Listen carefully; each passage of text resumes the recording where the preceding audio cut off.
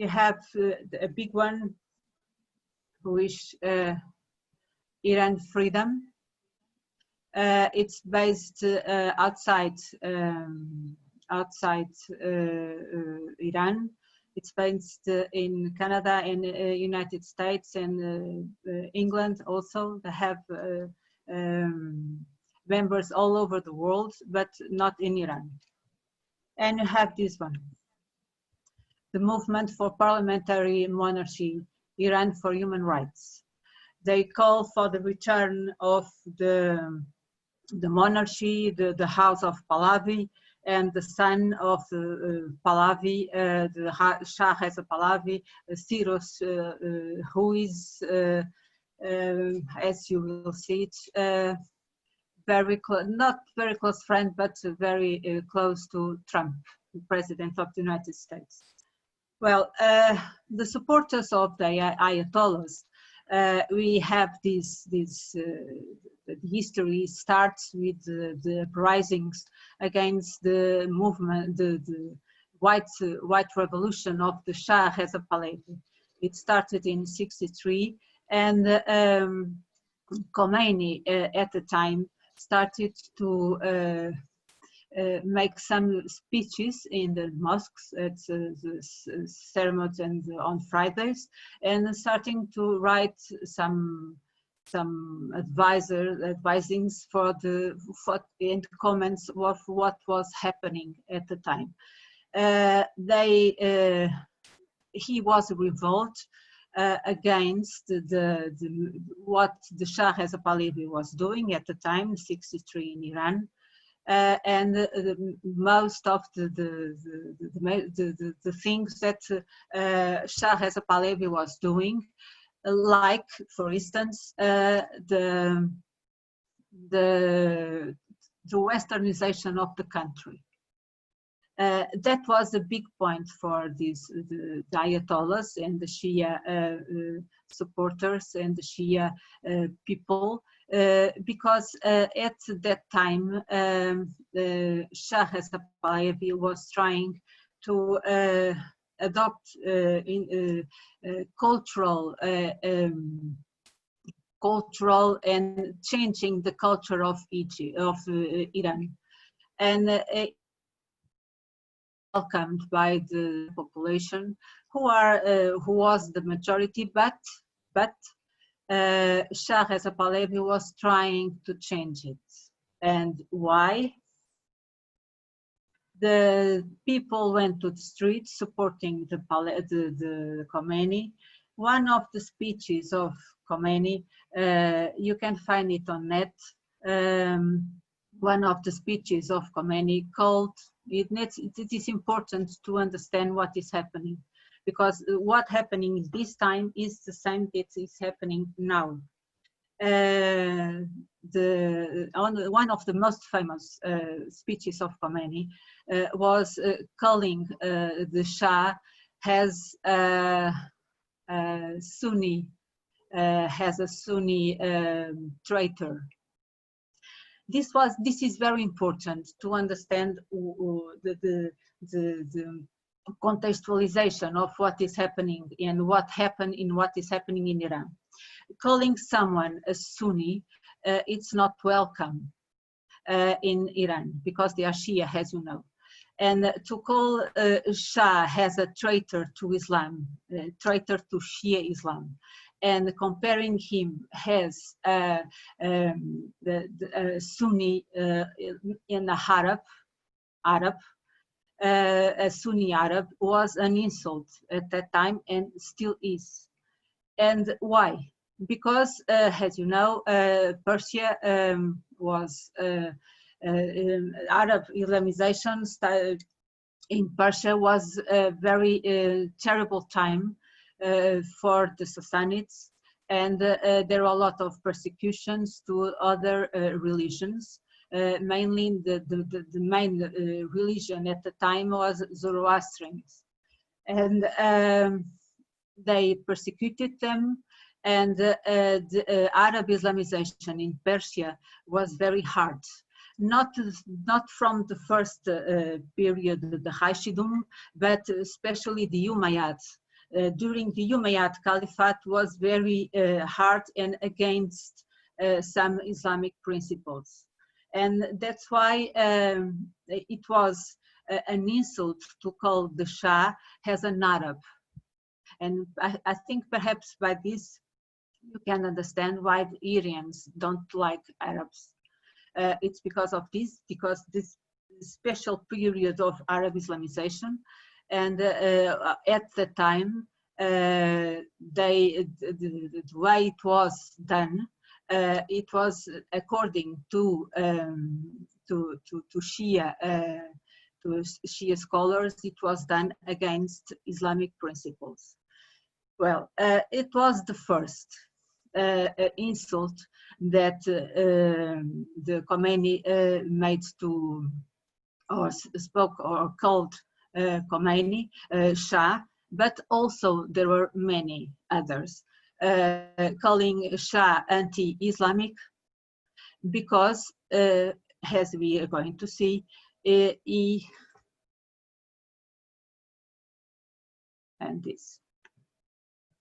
because of this, because the Occidentalization or Westernization of Iran and the way he was bringing the Western culture to Iran and trying to remove the importance of Shia Islam in Iran.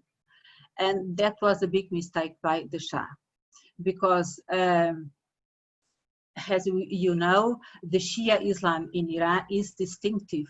The Shia Islam is distinctive from the Arab, not the Arab, but the Sunni Islam. And it was a point of turning point of the independence or the affirmation of Iran in the Middle East. So calling the Shah a Muslim, Arab, a Sunni Muslim, or calling it anti-Islamic, it was very, you can understand what was happening with the Shia Orthodoxy people, who, despite all the measures of the Shah, was following the mullahs like Khomeini. Khomeini created what we call the Iraniyat. It's the concept of what is being Iran, what is being a good Shia Muslim. The Shah was anti-Muslim, anti-Shia Muslim, and a traitor to the Shia Islam. And not only this, but this also.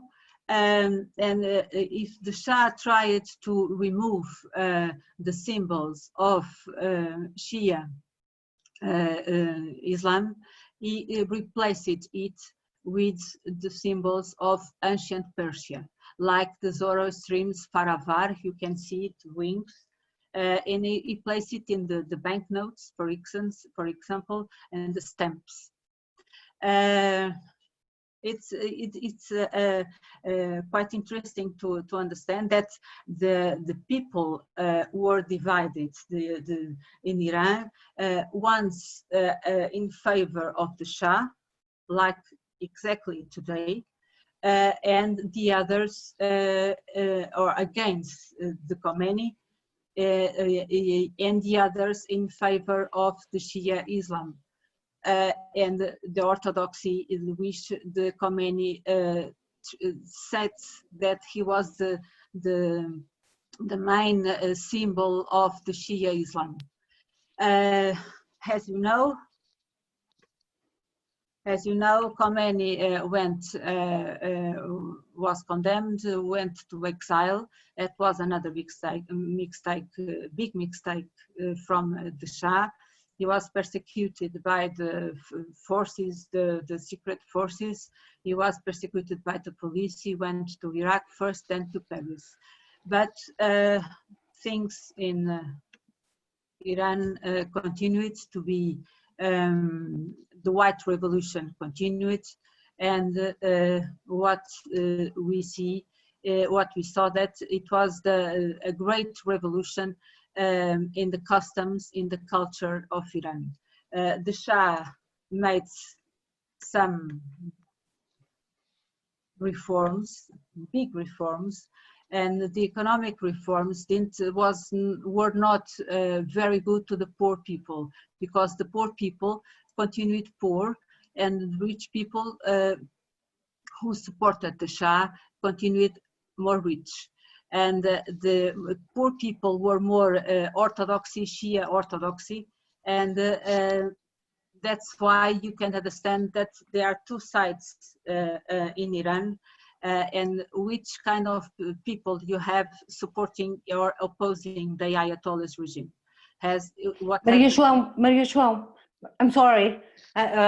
We have little time now. Could you skip to your conclusions, yes, please? I'm finishing, yes. Thank you. Okay. Okay. The reforms, the right to women to vote, the stamps, as you see, and the top of the bottom, the most, I think that created the most hate was this, that was the self-coronation of Shah in Persepolis. And also another important thing is that the proximity, or why the Shah was so close to the British and to the Americans. And that was not also a thing that was a good thing to the Shia religions. And this is the opposing of the mandatory hijab. The opposition, the Persian nationalism, nowadays uses the same symbols of the Shah. As you see it here, is the same. All the opposition use the same symbols, the symbols of the Shah, the Shah period, and especially the ones from who wanted the monarchy and the return of the monarchy. As you see, the lion and the Faravar, President Trump has given support to Cyrus, the son of the Shah Reza Pahlavi.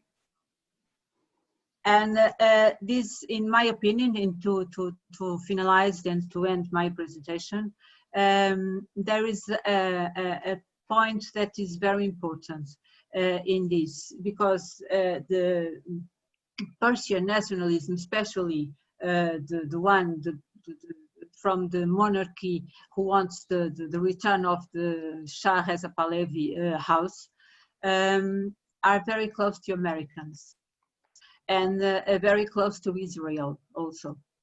And they support the United States, and they support Israel. The Shia and Iranian nationalism, as you know, opposed the influence of the United States and, of course, Israel. And studying the history of Iran and Persia, you can understand that they are nationalisms in the first place. They don't want the interference of foreign countries. And that's why I think that the movement, Iranian movement, Iranian nationalism, and the supporting of the Ayatollahs will win this fight, because the Iranians don't like foreign interference, especially from the United States or Israel, and from the Arabs, as you could understand by the insult Khomeini called the Shah Reza Pahlavi. So this is my brief analysis of what is happening in Iran. And if you want some thank you. questions. Thank you, Maria João. Yes, thank you. Is there any question? Because we are running out of time, and I would like to give the floor to Francisco Jorge Gonçalves. So if there is no questions regarding, Maria João, could you please stop sharing your document, please? I see no questions, and this is a very important issue, that of the nationalisms in Iran and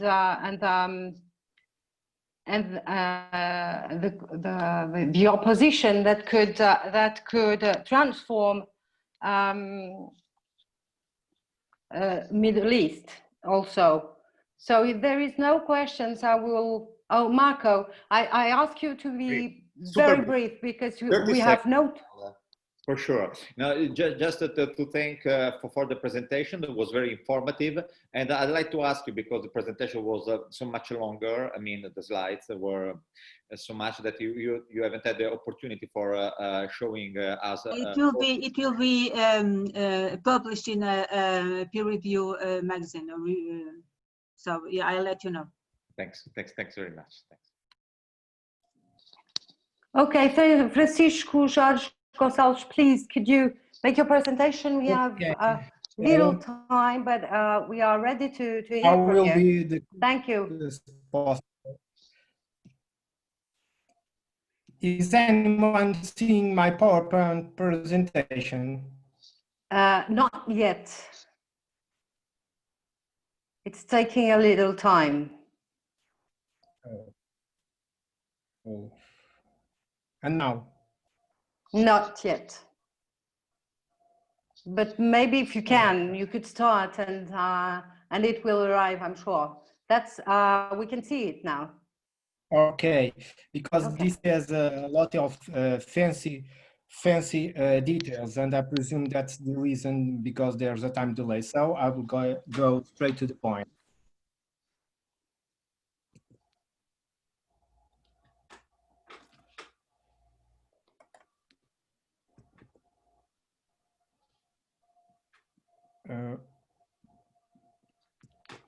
I'm trying to switch, but I'll start anyway.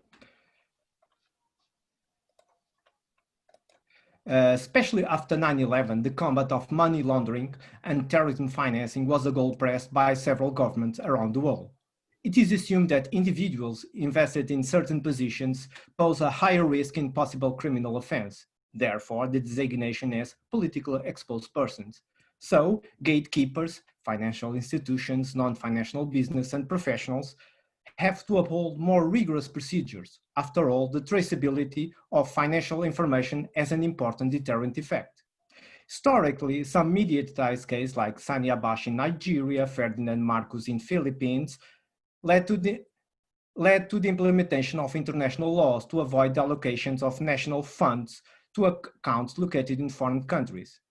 The 5th European Directive on Anti-Money Laundering only qualifies as politically exposed persons high-ranking officers in the armed forces and not senior members of police and security forces.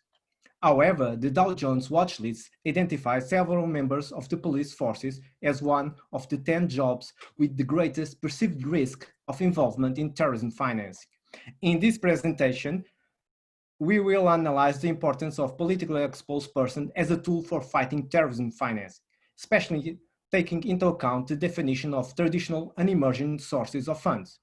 For that matter, we will check if senior members in the police and security forces are qualified as politically exposed persons in 6 countries, and if the lack of legal provision poses a vulnerability regarding a risk assessment of terrorism finance. Just a quick note, regarding methodology, because of the COVID, we were unable to conduct interviews, so we had only to rely on in-depth documents. I don't think if... Okay, now we're back in business. So this was... Is everybody seeing this?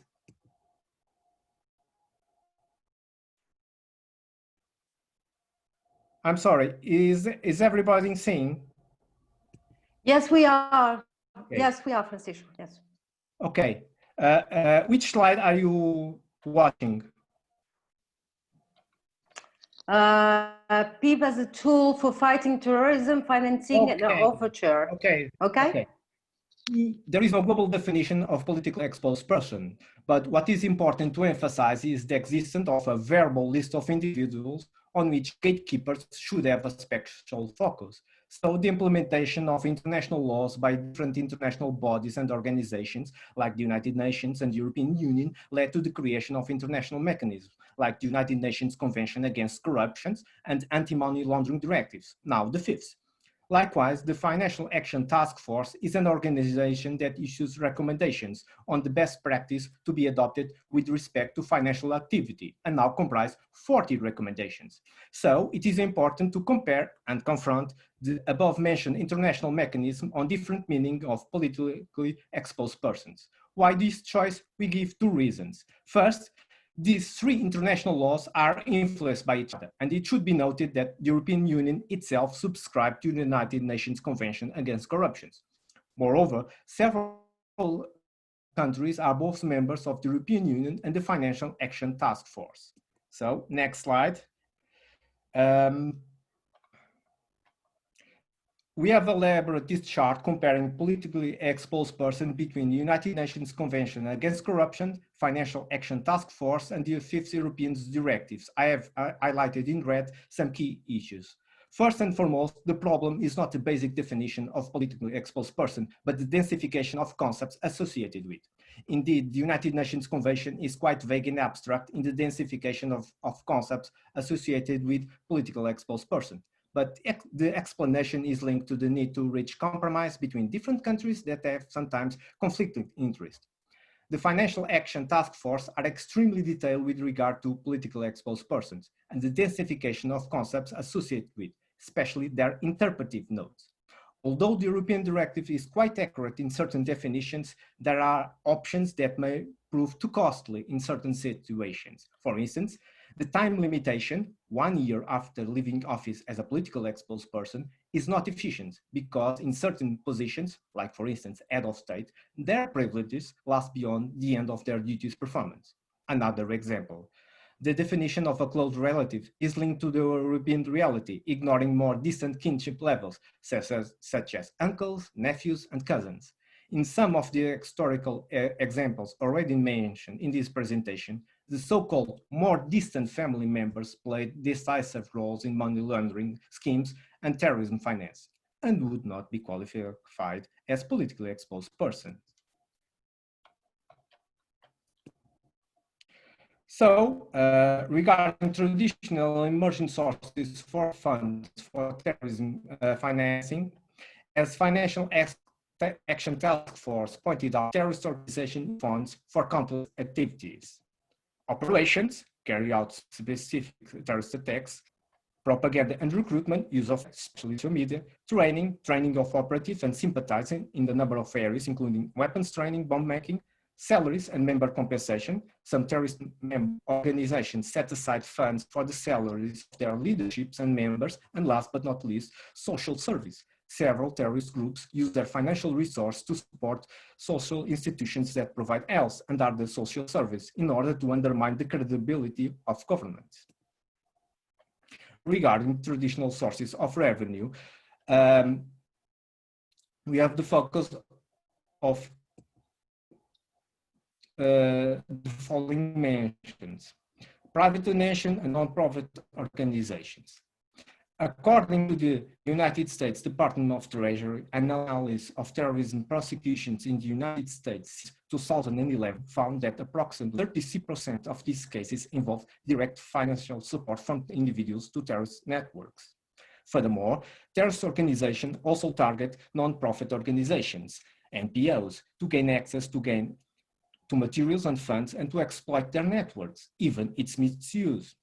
Moreover, individuals and organizations seeking fundraising for terrorism financing may attempt to disguise their activities by claiming to be engaged in legitimate charitable or humanitarian activities and may establish non-profit organizations for these purposes. Let's not forget, Zakat is the third pillar of Islam. A Muslim believer should give a small amount to charity, so the importance of charitable organization is not questioned.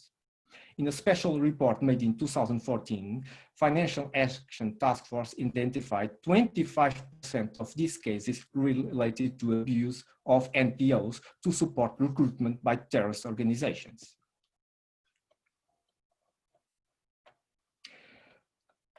However, new sources for terrorism financing are emerging, a trend spotted by the appearance of ISIL and the foreign terrorist fighters. Indeed, individuals often use funds from legitimate sources like employment income, family support, bank loans to finance their travel to the conflict zones.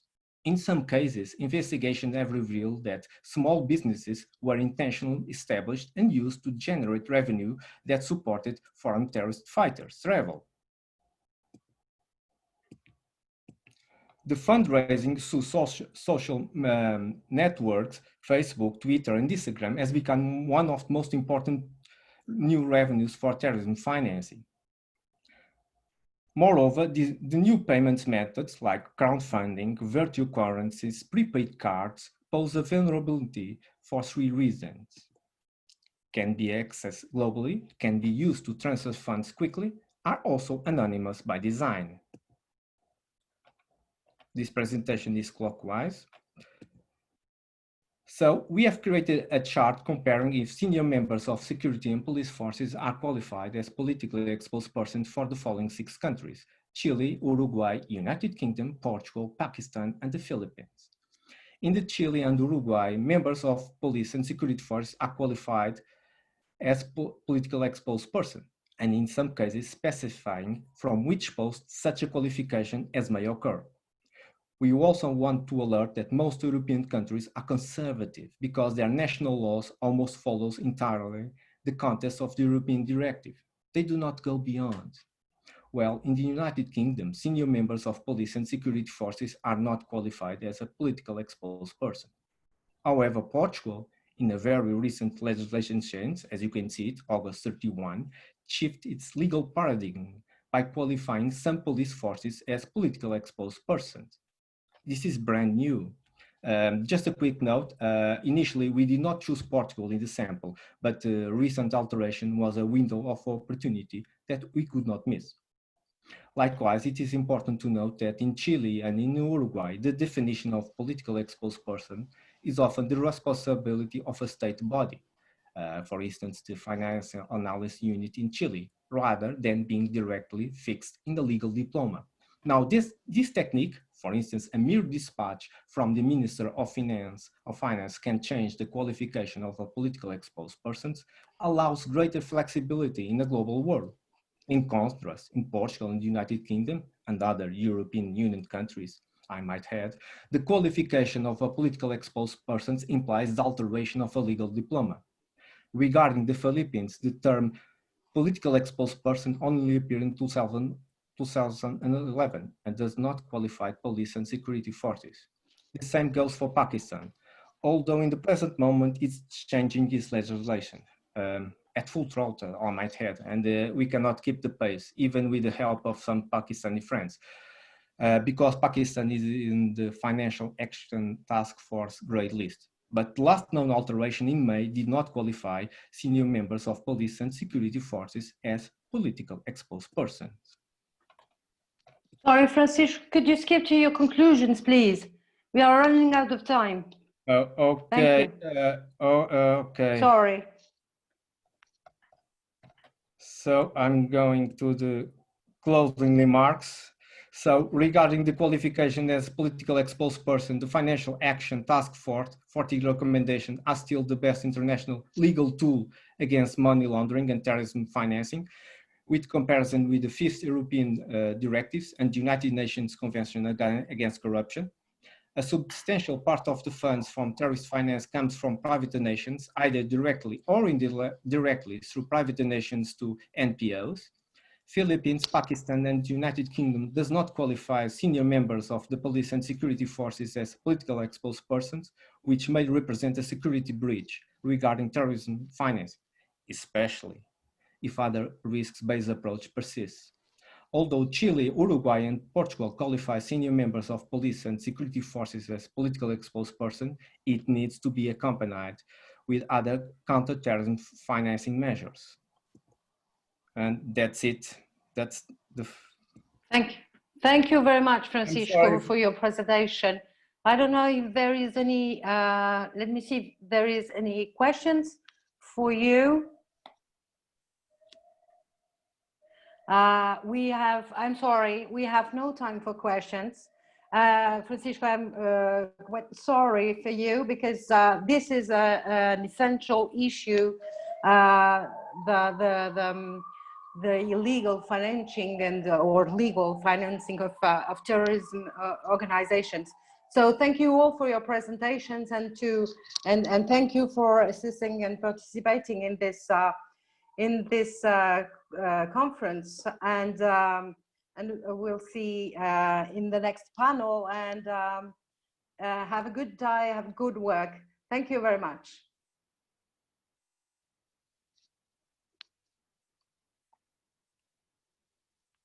Thanks very much, Paula. Have a nice day. Have a nice day. Thank you. Bye.